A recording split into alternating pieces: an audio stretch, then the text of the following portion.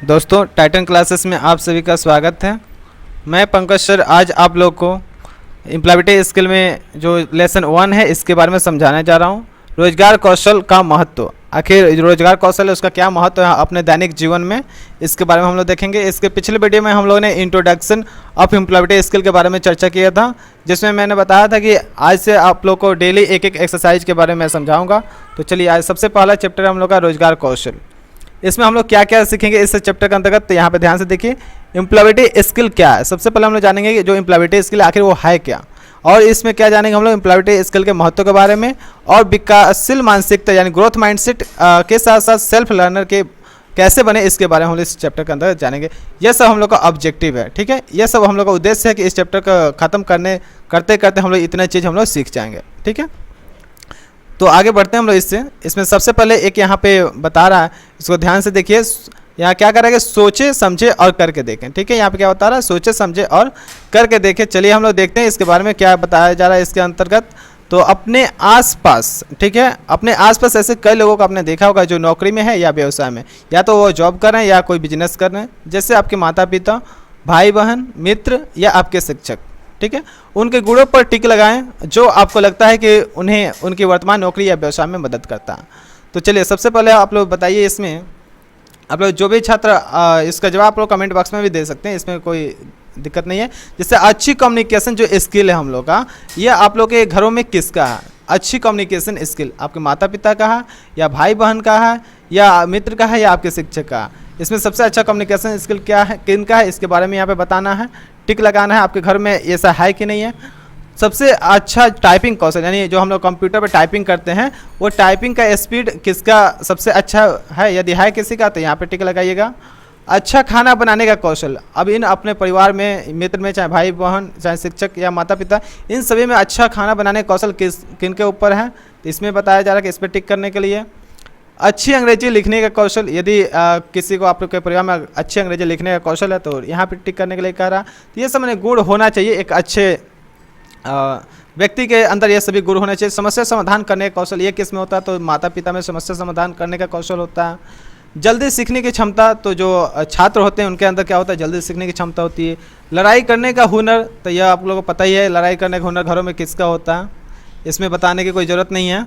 आगे team work, तो team work यानी ग्रुप में मिलकर कैसे काम किया जाए कि कोई भी काम जल्दी से आसानी से हो जाए, और अलग अलग व्यक्ति के माइंडसेट अलग अलग होता है, अलग अलग व्यक्ति अलग अलग अपनी अपनी राय देते हैं, तो उससे काम क्या हो सकता है, जल्दी हो सकता है। ये सभी गुण है इसमें। तो इसमें क्या बताया था आप लोग का, तो इसमें बताया था कि आप अपने आसपास कई ऐसे लोगों को देखा हो जो नौकरी व्यवसाय में है, और ये सब गुण उनके अंतर्गत जिनके अंतर्गत पाया जाता है उसे टिक करना था।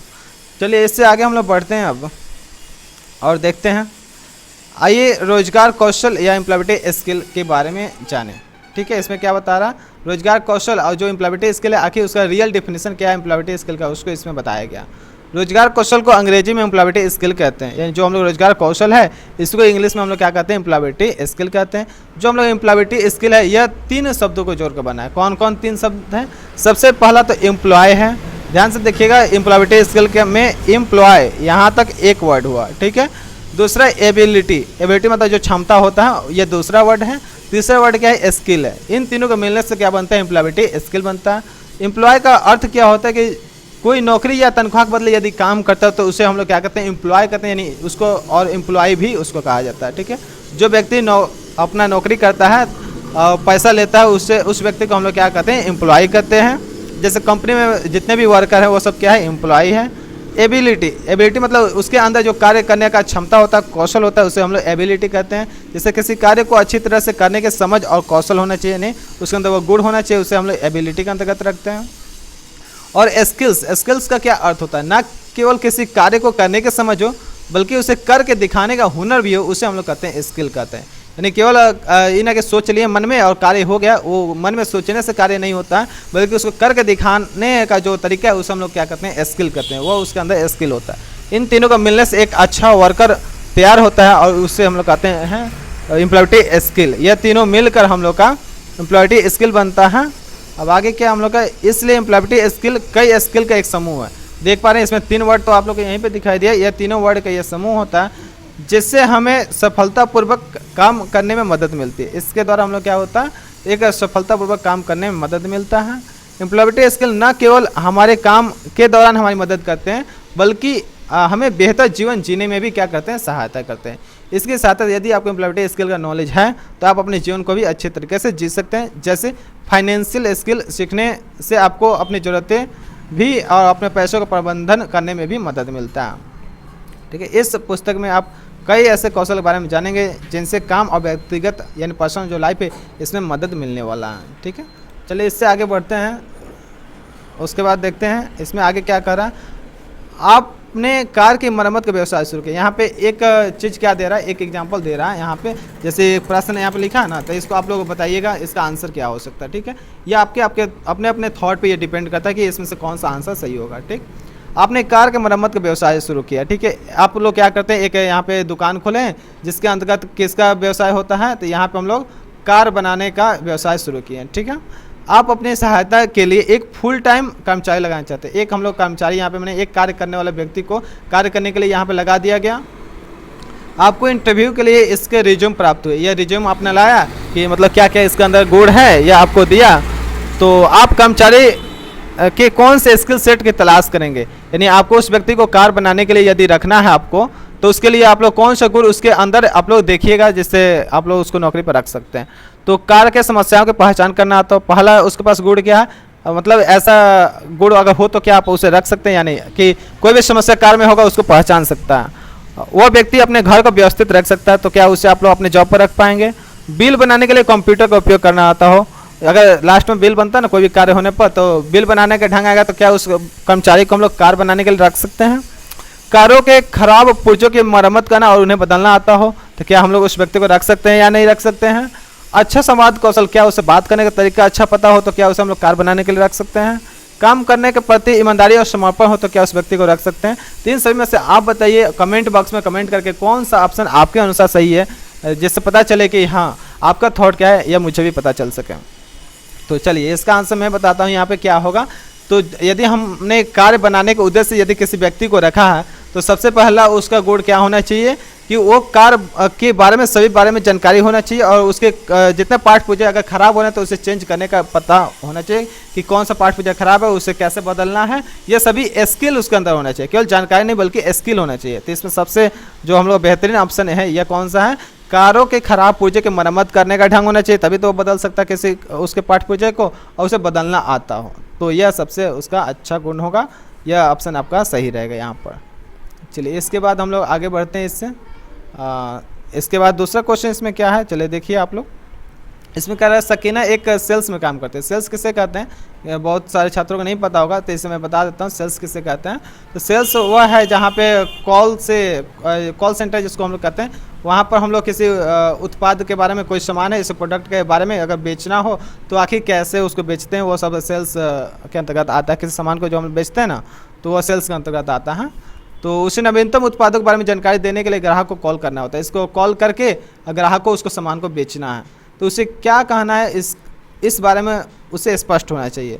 सकीना को किन कौशल से मदद मिलेगी, अगर इस सामान को बेचना है उसको कॉल पे, तो कौन सा स्किल उसके अंदर चाहिए कि वो इसे सामान को मैंने सेल कर सकती है, बेच सकती है। तो सबसे पहला है कि डिजिटल साक्षरता, डिजिटल यदि उसका नॉलेज है तो क्या वो उसको बेच सकती है। अच्छा संवाद कौशल, तो अच्छा संवाद कौशल जरूरी है कि नहीं उसके लिए। धन प्रबंधन यानी मनी मैनेजमेंट, धन प्रबंधन कौशल जरूरी है कि समय प्रबंधन कौशल जरूरी है। चलिए आपके अनुसार इसमें से कौन सा ऑप्शन सही है, आप लोग कमेंट में बताइए। तो चलिए मैं बताता हूँ अब इसका आंसर क्या होगा सही। तो इसमें यदि आपको कोई भी सामान बेचना हो, किसी व्यक्ति से बेचना हो, जैसे आप लोग दुकानदार के पास जाते होंगे तो देखते होंगे वो अपने बात करने के तरीके से आपको प्रभावित करता है और वो अपने सामान को बेचने का हर तरीका वो अपनाता है कि वो मेरे सामान को बेच सके। यानी उसके पास एक अच्छा बात करने का तरीका होता है, यानी एक अच्छा संवाद कौशल होता है, जिससे वो अपने संवाद कौशल की सहायता से यानी बात करने की सहायता से वो आपको कैसे भी मोटिवेट करके वो सामान को बेच ही देता है। तो उस सकीना को कौन सा कौशल होना चाहिए, यानी अच्छा संवाद कौशल होना चाहिए, जिससे वो किसी भी सामान को कॉल पर फ़ोन पर उसे बेच सकें। चलिए यह हो गया हम लोग का। इससे आगे बढ़ते हैं। आइए एम्प्लॉयबिलिटी स्किल के महत्व के बारे में जानते हैं। ये जो हम लोग एम्प्लॉयबिलिटी स्किल है अपने दैनिक जीवन में क्या क्या है इसका महत्व है, इसके बारे में इसमें बताया जा रहा। तो यहाँ पे कर रहे तकनीकी कौशल जैसे सिलाई, बढ़ईगिरी, IT, नलसाजी, इन सब में हम लोग कौशल का ज़रूरत पड़ता है। रोजगार कौशल यानी एम्प्लॉयबिलिटी स्किल जो है हम लोग का सॉफ्ट स्किल जो आपको अपने तकनीकी कौशल का अच्छी तरह से उपयोग करने और सफल करियर बनाने में क्या होगा, मदद मिलेगा इसकी सहायता से। आगे देखते हैं एम्प्लॉयबिलिटी स्किल अपने निम्न तरीकों से कर सकते हैं। जो एम्प्लॉयबिलिटी स्किल है आपके निम्न तरीकों से मदद कर सकते हैं। कैसे कैसे मदद कर सकते हैं इसके बारे में इसमें बताया गया। सबसे पहला है कि प्रोफेशनल माहौल में व्यवहार करने के तरीके को जानने में मदद करता है। दूसरा क्या है, टीम के साथ कैसे काम करें इसमें सहयोग होता है। समस्याओं की पहचान और उसका समाधान करने में होता है। काम के दौरान अच्छी तरह से संवाद करने में एम्प्लॉयबिलिटी स्किल की ज़रूरत पड़ती है। डिजिटल साक्षरता में एम्प्लॉयबिलिटी स्किल की ज़रूरत पड़ती है। आपके लिए सही करियर पाथ क्या है उसमें खोजने में मदद होता है। नौकरी पाने के लिए एम्प्लॉयबिलिटी स्किल की ज़रूरत पड़ेगी। आसानी से डिजिटल उपकरण का इस्तेमाल कैसे कर सकते हैं, जैसे आप लोग मोबाइल टैबलेट का उपयोग करते हैं आसानी से, तो इसमें भी हम लोग स्किल्स का जरूरत होगा। आत्मविश्वास से अंग्रेजी कैसे बोले, आप लोग इंग्लिश कैसे बोल सके, यह भी आप लोग को एम्प्लॉयबिलिटी स्किल के अंतर्गत सिखाया जाता है। कॉन्फिडेंट कैसे रहें इसके बारे में बताया जाता है। और इसमें क्या क्या है, कार्यस्थल पर खुद को अच्छे से कैसे पेश कर सकते हैं, जिससे कि जो जितने वहाँ पे रहने वाले सुपरवाइज़र है वो आपसे अच्छे से बिहेव करे और आपको प्रमोशन कराए। ये सब में आपका एम्प्लॉयबिलिटी स्किल एक बहुत महत्वपूर्ण भूमिका निभाता है। अब इसमें आगे क्या कह रहा है कि एक 5 लोगों का ग्रुप बनाइए। इसमें प्रत्येक ग्रुप एक काल्पनिक कंपनी के नाम, कोई भी कंपनी के नाम अपने से रख देना है। कोई रिटेलर हो सकता है, कोई आईटी कंपनी, कोई मैन्युफैक्चर, कोई फाइनेंस, कोई हॉस्पिटल, ये सब हो सकता है। और उसमें आपको वर्कर रखना है, यानी उसमें क्या करना है, आपको वर्कर रखना है। तो उस वर्कर के अंदर कौन कौन सा गुण होना चाहिए उन सभी के बारे में आपको बताना है। चलिए, ये आपका वर्क रहेगा। किसी एक कंपनी का नाम आप लोग अपने से सेलेक्ट कीजिए और उस वर्कर के 10 गुण के बारे में उसे लिखिएगा। ठीक है, कि हमको इस वर्कर का रखना है तो इसके अंदर यह गुण होना चाहिए। यह आपका वर्क है। आगे देखते हैं हम लोग इसमें कि आइए जानिए कि विकासशील मानसिकता यानी ग्रोथ माइंडसेट यहाँ क्या बता रहा है। अब बहुत ही इंपॉर्टेंट है, इसे ध्यान रखिएगा आप लोग। यहाँ पे क्या बता रहा है कि ग्रोथ जो माइंडसेट है इसको विकसित करके हम लोग सेल्फ लर्नर कैसे बन सकते हैं इसके बारे में इसमें बताया जा रहा है। स्वयं सीखना हम जीवन भर करते रहते हैं। यह जो हम लोग स्वयं सीखना है, यह तो जीवन भर हम लोग सीखते रहेंगे। अपने आप से कुछ सीखना सेल्फ लर्निंग कहलाता है। अपने आप से यदि हम लोग कुछ सीखते हैं तो उसको क्या कहते हैं, हम लोग सेल्फ लर्निंग कहते हैं। हम सोचते हैं कि कुछ नया सीखने के लिए शिक्षक या बड़ों की ज़रूरत पड़ेगी, लेकिन हम खुद से भी बहुत कुछ सीख सकते हैं। हमें सीखने के लिए हमेशा स्कूल, कक्षा या शिक्षक की आवश्यकता नहीं होती है। सेल्फ लर्निंग तब होती है जब आप अपने सीखने की जिम्मेदारी खुद लेते हैं। यह एक ऐसी प्रक्रिया है जिसमें अपने तरीके से नई चीज़ों को सीखने का फैसला लेते हैं। उदाहरण के लिए है कि एक सेल्फ लर्नर के रूप में आपको निम्नलिखित निर्णय लेने होंगे। यहाँ क्या बता रहे हैं, यहाँ सब मिला के एक ही बात है कि सेल्फ लर्नर आप लोग कैसे बने इसके बारे में इसमें समझाया गया है। ठीक है, कि सेल्फ लर्नर कैसे बने, यानी अगर कोई व्यक्ति अगर स्वयं अपने आत्मनिर्भर, इसको अगर शुद्ध हिंदी में कहे तो क्या होगा, आत्मनिर्भर। यदि कोई व्यक्ति आत्मनिर्भर बन जाता है तो वो अपने लाइफ में बहुत कुछ कर सकता है। ठीक है, तो इसमें आगे कह रहा है कि सेल्फ लर्नर के रूप में आप कौन कौन से निर्णय ले सकते हैं।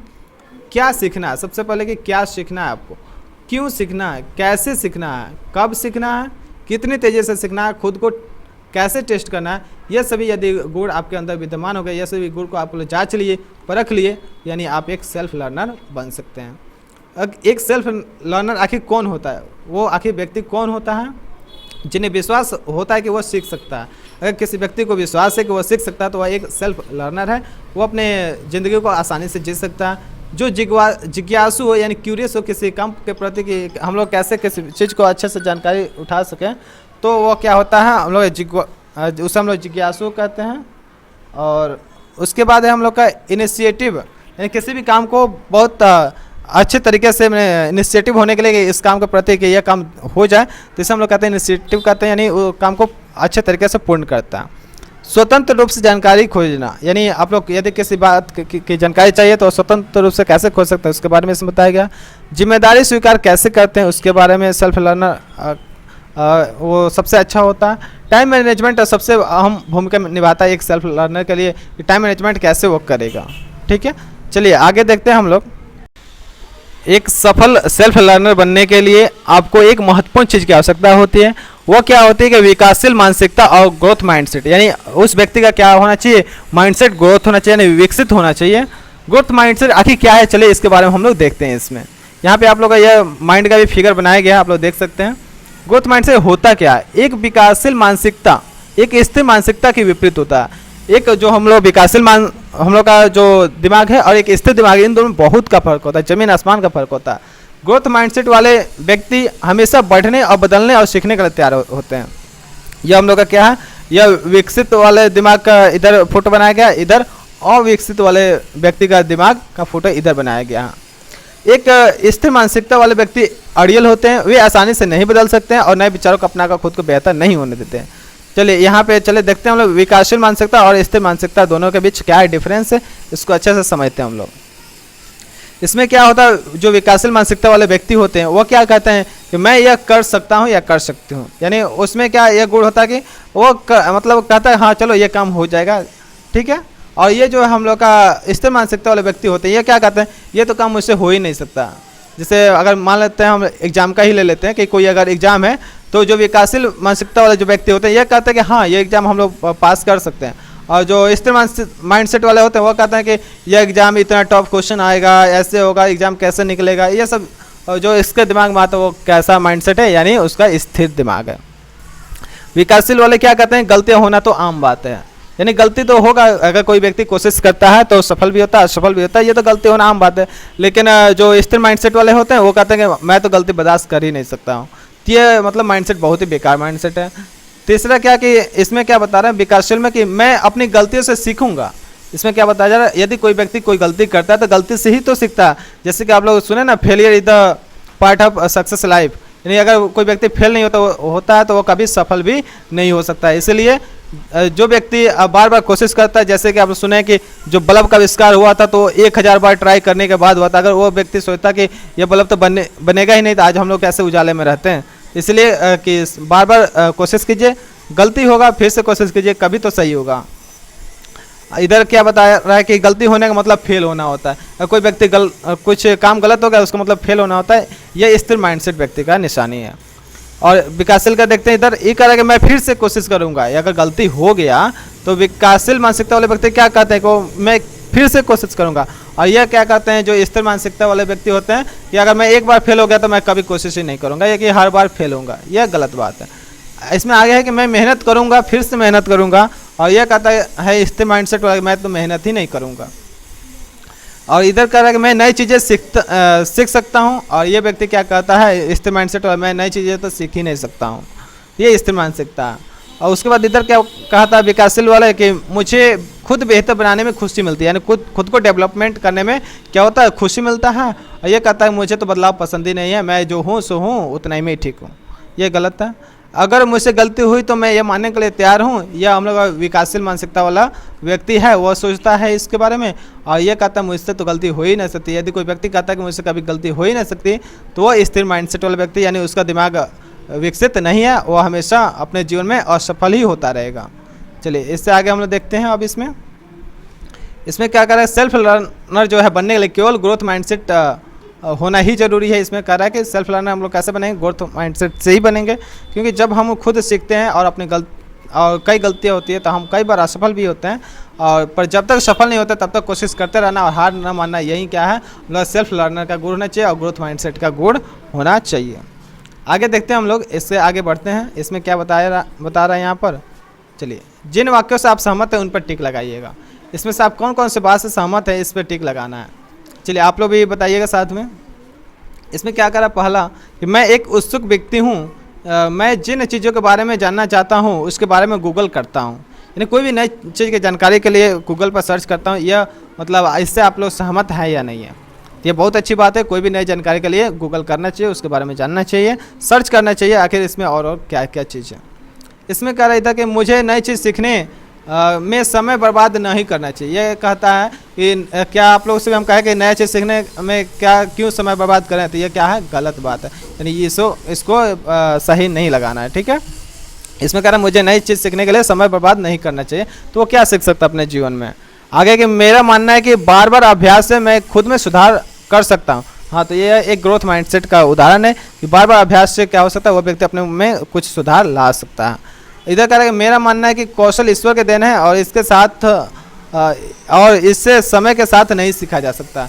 कोई व्यक्ति होता है जो नहीं कहते हैं कि भगवान जो लिखा होगा सो होगा, भगवान ने इतना ही दिया है, ये सब दिमाग वाले जो व्यक्ति होते हैं वो अपने जीवन में हमेशा फेल ही होते हैं। ये सब जो इनके मानसिकता है वो अपने जीवन में कभी भी सक्सेस नहीं हो सकता। मेरा मानना है कि असफलताएं हमेशा सिखाती है।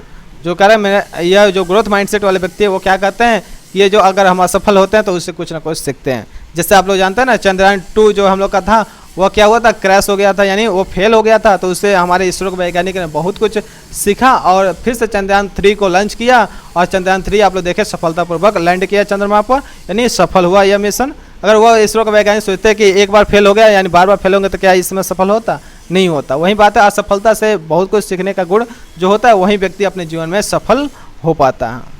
इधर क्या कह रहा है कि मुझे कुछ भी ऐसा नया करने का कोशिश नहीं करना चाहिए जिससे मैं असफल हो जाऊँ।